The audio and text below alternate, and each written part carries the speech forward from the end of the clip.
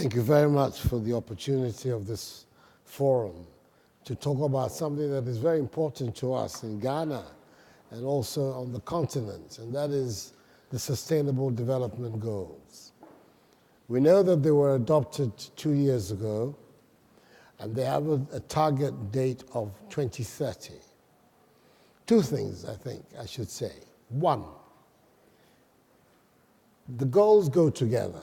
The 17 of them are all interconnected. And if they're going to have the impact that we are looking for, all 17 of them at the end of the day have to work together. Secondly,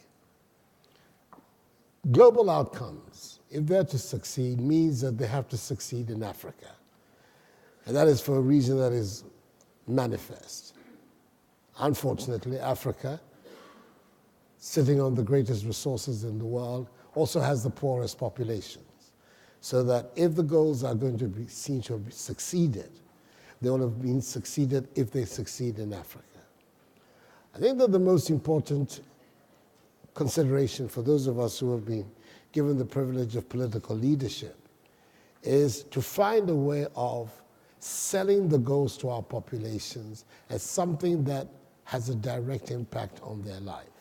Not something that was created in New York by a group of politicians and bureaucrats to fashion things to keep them going, but that they are in fact intended to have an impact on the everyday lives of all of us. There's some, obviously, that can have directly a greater impact than others, and which are also measurable. As far as I'm concerned, the most important of them, of course, is education.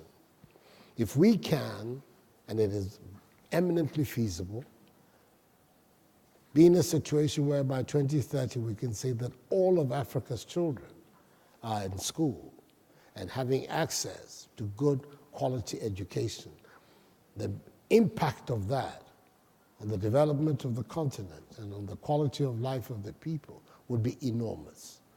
We have started in Ghana a system of ensuring that there is free education all through the basic system. The basic educational system is defined as kindergarten, primary school, junior high school, and senior high school. And in the public system, all of those steps in the educational ladder are now free. The last plank was put in 2 weeks ago when I launched the free senior high school education in Ghana. Just a simple example of what it has done in terms of changing the dynamics of the lives of our people. Until this year, on an average, 100,000 Ghanaian youth dropped out of the educational system between junior high school and senior high school, largely because their parents couldn't afford it.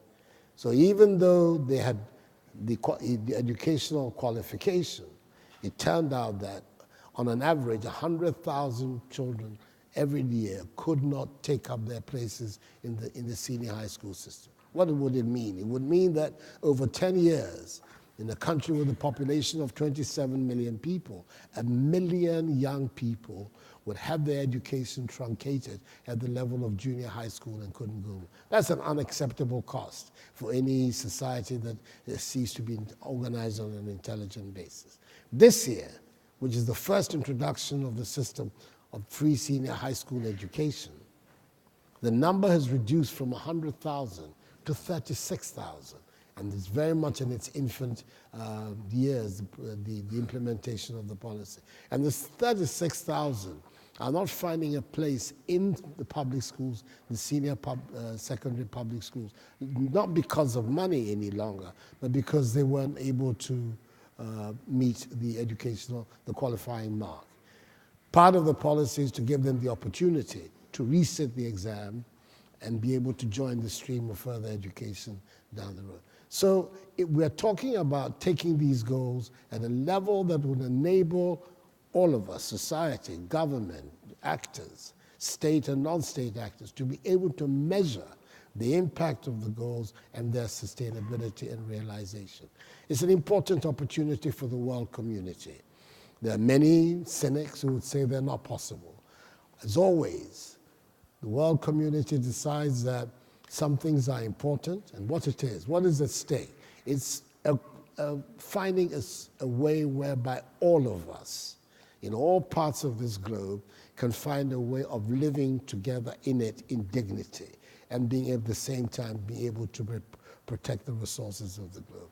It's an important development in world history, and for myself, well, to some extent I have a professional interest. I'm the co-chair of the group of advocates, the eminent group of eminent persons that Antonio Guterres has put together to sell the SDGs to the world. But it is something that is a major challenge. It's something that I believe is worth doing, and the obvious benefits of it to the global community are obvious. So I'm grateful for the opportunity to come and share some thoughts about this with you. Thank you.